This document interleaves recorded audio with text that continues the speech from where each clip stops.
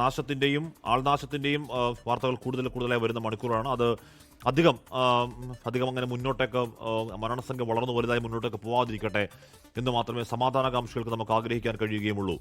Suhail Muhammad news ഡെസ്കിൽ തുടരുന്നു. സുഹൈൽ, 5 മരണം എന്നുള്ളത് 24 മരണമാകുന്നുണ്ട്.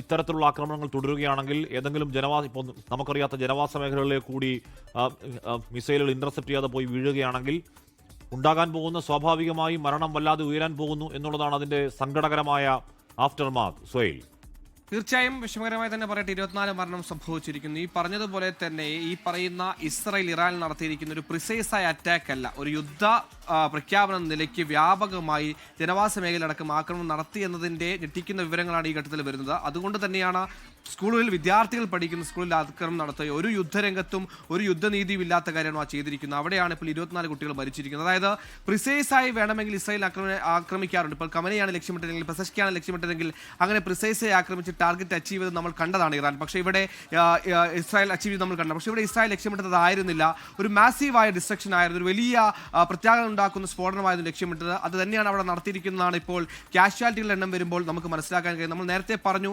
എത്ര കണ്ട് ഭീകരമായ സ്ഫോടനമാണ് ഇസ്രായേൽ ഇറാനിൽ നടത്തുന്നതും ഇറാൻ ഈ പറയുന്ന മധ്യപൂർവേഷ്യൻ രാജ്യങ്ങൾ നടത്തി നമുക്ക് അറിയില്ല. കാരണം അത് ഇനി വരാൻ പോകുന്ന മണിക്കൂറിൽ മാത്രമാണ് മനസ്സിലാകുക. അങ്ങനെ വൈകുന്ന മണിക്കൂറിലാണ് ഇപ്പോൾ 24 പേരുടെ മരണമെന്ന കാഷ്വാലിറ്റി നിരക്ക് കൂടി ഇപ്പോൾ ഈ ഘട്ടത്തിൽ വരുന്നത്. അതുകൊണ്ട് തന്നെ ഒരു മാസീവായ ഡിസ്ട്രക്ഷൻ ഇസ്രായേൽ ഇറാൻ നടത്തിയിട്ടുണ്ടെന്ന് നമുക്ക് മനസ്സിലാക്കുന്നു. ഈ റീറ്റാലിറ്റി, അതായത് ഈ പറയുന്ന നോർത്ത് ഇസ്രായേൽ രാജ്യങ്ങളിലാണ് ഇറാൻ തിരിച്ചടിച്ചിരിക്കുന്നത്.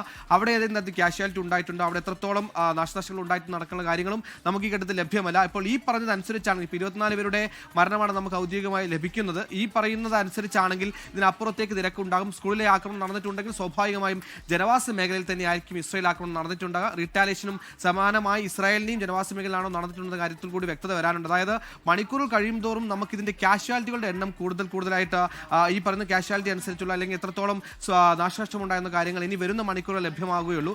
അതുകൊണ്ട് തന്നെ ഇതിന്റെ വ്യാപ്തി എത്ര കണ്ടുണ്ട് എന്ന് അറിയണമെങ്കിൽ ഇനി നമ്മൾ കാത്തിരിക്കേണ്ടി വരും.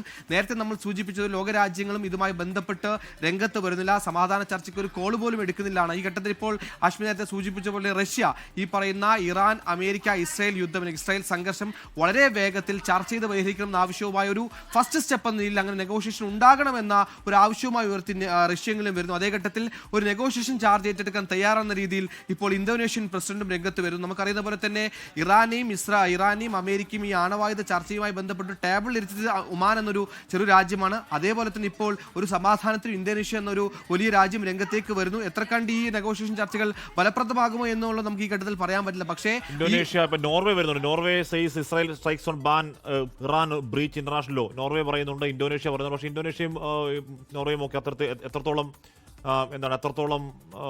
ആയുധശേഷിയും വാഗ്ബലവുമുള്ള രാജ്യങ്ങളാണ്. പക്ഷേ റഷ്യ പറയുന്നത് അങ്ങനെയല്ല. റഷ്യ പറയുന്നത് അടിയന്തരമായി നിർത്തണം എന്ന് പറയുന്നുണ്ട്. ഖമനിയുടെ കൊട്ടാരം, ഖമനിയുടെ പാലസ് ഏതാണ്ട് പൂർണ്ണമായി തകർത്തു. അതിന്റെ ഒരു സാറ്റലൈറ്റ് ദൃശ്യങ്ങളാണ് പ്രേക്ഷകർ കാണുന്നത്. നമുക്കതിൽ നിന്ന് ഇസ്രായേലിന്റെ അവകാശവാദം പോലെ പൂർണ്ണമായി തകർന്നോ എന്ന കാര്യം വ്യക്തമല്ല. പക്ഷേ ടൈംസ് ഓഫ് ഇസ്രായേൽ പറയുന്നത് satellite image shows destruction of Khamenei's compound എന്നാണ് പറയുന്നത്. അപ്പോൾ ആ പാലസ് പൂർണ്ണമായി തകർക്കാൻ കഴിഞ്ഞു, അതോ അതിന് ചുറ്റുവട്ടത്തുള്ള മേഖലകൾ ആണോ തകർന്നത് എന്നത് ഈ സാറ്റലൈറ്റിൽ ദൃശ്യങ്ങളിൽ നിന്ന് വ്യക്തമല്ല. കാരണം അതിനു മുമ്പ് ഈ പാലസ് എങ്ങനെയിരുന്നു നമുക്കറിയില്ല, അതുകൊണ്ടാണത് വ്യക്തമല്ലാത്തത്. എന്തായാലും ആ പാലസിന് കാര്യമായ കേടുപാടുകൾ സംഭവിക്കുന്നുണ്ട്. ആ പാലസ് ലക്ഷ്യമിട്ടതാണ് കൃത്യമായും ഇറാന്റെ പരമോന്നത നേതാവ് ആയത്തുള്ള അലി ഖമനൈ ദീർഘനാളായി ഇസ്രായേലിനെയും അമേരിക്കയുടെയും കണ്ണിൽ കരടായി തന്നെ നിൽക്കുന്ന, അമേരിക്കയോടും ഇസ്രായേലിനോടും ഏതെങ്കിലും തരത്തിൽ താഴ്ന്നു കൊടുക്കാതെ ഉച്ചത്തിൽ ശബ്ദമുയർത്തുന്ന ഖമനൈ തന്നെയാണ് ദീർഘനാളായി ഇസ്രായേലിലെയും അമേരിക്കയുടെയും ലക്ഷ്യം. അപ്പോൾ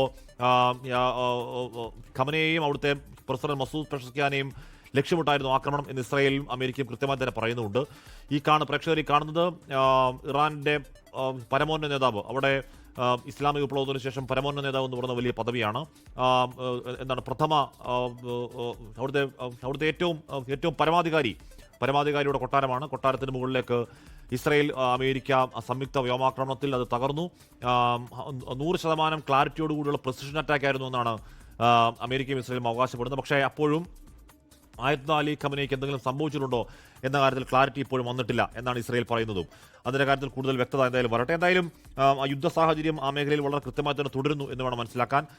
എക്സിസ്റ്റൻഷ്യൽ ത്രട്ട് എന്ന് പറഞ്ഞാൽ അവിടെ ഇറാൻ അവിടെ നിൽക്കുന്നത് ഇസ്രായേലും അമേരിക്കയ്ക്കും എന്തോ അവരുടെ നിലനിൽപ്പിന് പ്രശ്നമാണ്. അതിനെ ഇല്ലാതാക്കാനുള്ള നീക്കങ്ങൾ തുടരുന്നു, അല്ലെങ്കിൽ ഖമനയെ ഇല്ലാതാക്കാനുള്ള നീക്കങ്ങൾ കൃത്യമായി തുടരുന്നു എന്ന സന്ദേശം തന്നെയാണ് അമേരിക്കയും ഇസ്രായേലും ഇതിനോടകം പറഞ്ഞുകൊണ്ടിരിക്കുന്നത്. നേരത്തെ ഏറ്റവും ഒടുവിൽ ട്രംപ് ട്രൂത്ത് സോഷ്യലിട്ട ആ പോസ്റ്റിലും എന്തുകൊണ്ട് ഖമനയെ അവിടെ തുടരരുത് എന്ന് ട്രംപിന്റെ വ്യക്തിപരമായ ആഗ്രഹമാണ് അതിൽ പറയുന്നത്. അതിനിടയിൽ സെൻട്രൽ ഇസ്രായേലിൽ ഇപ്പോൾ വലിയ തോതിൽ സൈറണുകൾ മുഴങ്ങുന്നു എന്ന വാർത്ത കൂടി വരുന്നു. അപ്പോൾ ആദ്യഘട്ടത്തിൽ ഇറാൻ 32 ബാലിസ്റ്റിക് മിസൈലുകളുടെ ആദ്യ ബറാഷ് ആദ്യം അയച്ചിരുന്നു ഇസ്രായേലിലേക്ക്. അത് പല ടെലവീവിലടക്കം വലിയ സ്ഫോടനങ്ങളോട് പൊട്ടിയതാണ്. ഇപ്പോൾ മധ്യ ഇസ്രായേലിൽ വ്യാപകമായ സൈറൺ ശബ്ദങ്ങൾ കേൾക്കുന്നുണ്ട്. രണ്ടാമത്തെ ഇറാന്റെ ഈ ദിവസം രണ്ടാമത്തെ മിസൈൽ കൂട്ടം അങ്ങോട്ടേക്ക് പോകുന്നുണ്ട്, അവിടെ വീണ് തുടങ്ങിയിട്ടുണ്ട് എന്നാണ് അറിയാൻ കഴിയുന്നത്. നേരത്തെ നമ്മൾ കണ്ടതാണ് ഇറാന്റെ ഫസൽ ഗഫൂർ പറയുന്നത് പോലെ ഇറാന് മിസൈലുകൾക്ക് മേലിൽ വലിയ ആധിപത്യമുണ്ട്. ഒരുപാട് മിസൈലുകൾ, ഒരുപാട് രീതിയിലുള്ള, ഒരുപാട് ദീർഘദൂരമല്ലാത്തതുമായ ആകാശത്ത് പോയി പൊട്ടി പലതായി പൊട്ടി പിന്നെയും പലതായി പൊട്ടി പലയിടത്ത് പോയി വീഴുന്ന തരത്തിലുള്ള പലതരത്തിലുള്ള അത്യാധുനിക മിസൈലുകൾ സ്വന്തമായ രാജ്യമാണ് ഇറാൻ. അതൊക്കെ നേരത്തെ ഇസ്രായേൽ പോയി വീഴുന്ന ഒരു കാഴ്ചകൾ നമ്മൾ ഒറ്റ വർഷം മുമ്പ് മാത്രം കണ്ടതാണ്. അതിന് തുടർച്ച ഉണ്ടാവാതിരിക്കട്ടെ എന്ന് പറഞ്ഞാൽ അങ്ങോട്ടും ഇങ്ങോട്ടും അത്തരത്തിൽ രാക്കാലത്ത് തീമഴ ഉണ്ടാവുകയാണെങ്കിൽ താഴെ കിടക്കുന്ന നിരപരാധികളാണ് ആ തീമഴയിൽ ചുട്ടുകരിക്കപ്പെടുക എന്നുള്ളത് നമുക്ക് മുന്നിൽ അധികം മുന്നേ അല്ലാത്ത യാഥാർത്ഥ്യമാണ്.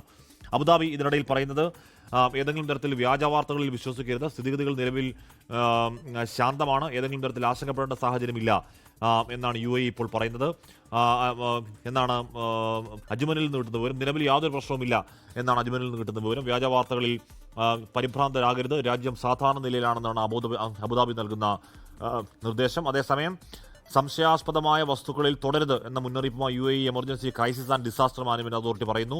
ഏതെങ്കിലും വസ്തുക്കൾ അവശിഷ്ടം കണ്ടാൽ അടുത്തേക്ക് പോകരുത്, അധികൃതരെ വിവരം അറിയിക്കണം. കാര്യം ഈ വീണ് പൊട്ടിയ മിസൈലിന്റെ അവശിഷ്ടങ്ങളാകാം, അതുകൊണ്ട് അതൊരു പക്ഷേ ജീവന് ഭീഷണിയാകുന്ന അവശിഷ്ടങ്ങളാകാം. അതിൽ പോയി ഏതെങ്കിലും കൗതുകത്തിൽ പോയി തൊട്ടു നോക്കരുത് എന്നാണ് UAEയുടെ മുന്നറിയിപ്പ്. അതിനിടയിൽ വന്ന ഏറ്റവും വലിയ കാഷ്വാലിറ്റി എന്ന് പറയുന്നത് ഇറാനിൽ തന്നെയാണ്. ഇറാനിലെ മിനാബിലെ സ്കൂളിന് നേരെ ഇസ്രായേൽ വ്യോമാക്രമണത്തിൽ 24 വിദ്യാർത്ഥികൾ, അതൊരു പെൺകുട്ടികളുടെ പ്രധാനപ്പെട്ട ഒരു സ്കൂളാണ്. ആ സ്കൂളിനെ ലക്ഷ്യം വെച്ചായിരുന്നു ഇസ്രായേലിന്റെ വ്യോമാക്രമണം. ഇസ്രായേലിന്റെ വ്യോമാക്രമണത്തിൽ മിനാബിൽ 24 വിദ്യാർത്ഥികൾ കൊല്ലപ്പെട്ടു എന്നാണ് ഏറ്റവും ഒടുവിൽ വരുന്ന വാർത്ത.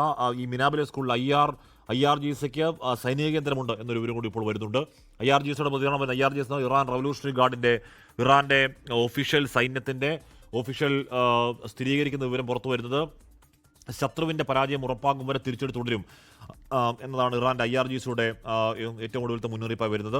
അമേരിക്കയുടെയും ഇസ്രായേലിന്റെയും ഏറ്റവും ഒടുവിലത്തെ പ്രതികരണം നമ്മൾ കാത്തിരിക്കുന്നു. ലോകത്തെവിടെയായാലും ഏത് സമയത്തും 24 വാർത്തകളും ഓഗ്മെന്റഡ് റിയാലിറ്റി പാക്കേജുകളും എക്സ്പ്ലെയിനറുകളും വിശദമായി കാണാൻ ഞങ്ങളുടെ YouTube ചാനൽ നിങ്ങൾക്ക് സബ്സ്ക്രൈബ് ചെയ്യാം.